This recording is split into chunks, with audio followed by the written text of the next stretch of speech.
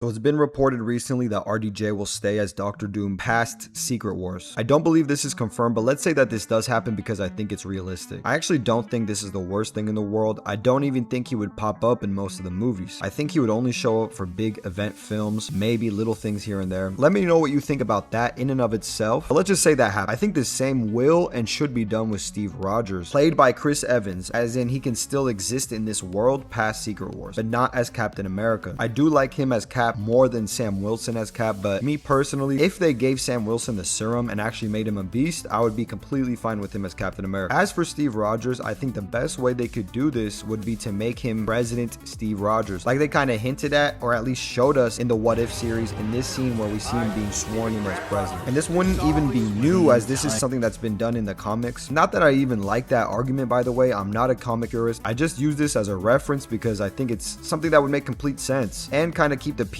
as far as people who like Sam as Cap and just the in-universe lore. Like I said, I do like Steve as Cap more, but it would be kind of odd to just strip Sam Wilson of that after only like a few appearances. This way, Steve, played by Chris Evans, could still play a big part in this franchise, seeing as how obviously the Avengers and most of the heroes operate within the United States anyway, without having to show up all the time and not being called to action all the time. It would keep him in a respectable role and a fitting role. It would actually make it more badass when he is called to action because he'd be doing so as the president of the United States. And in this hypothetical world, you'd have these two OGs of Marvel as world leaders who would interact with each other as world leaders, which I think is a super interesting dynamic in context to what's all going on right now. You know, I just doubt that they could ever go back to just being Cap and Iron Man, at least immediately after Secret Wars. But even then, it's like, these are human beings who age. Okay, they come back as the Avengers, but for how long? How long is it even believable? You know, seeing as how these movies are years apart. And if they're in the roles that I'm saying, they could do that forever. You know, they won't be needed as often. And I keep mentioning that aspect because in reality, there's no way Disney's gonna pay, especially RDJ, to appear in Marvel movies every year. So it keeps them in this world, both in very powerful positions, and because of these positions, it makes sense that they'd only show up for big events, especially Doom.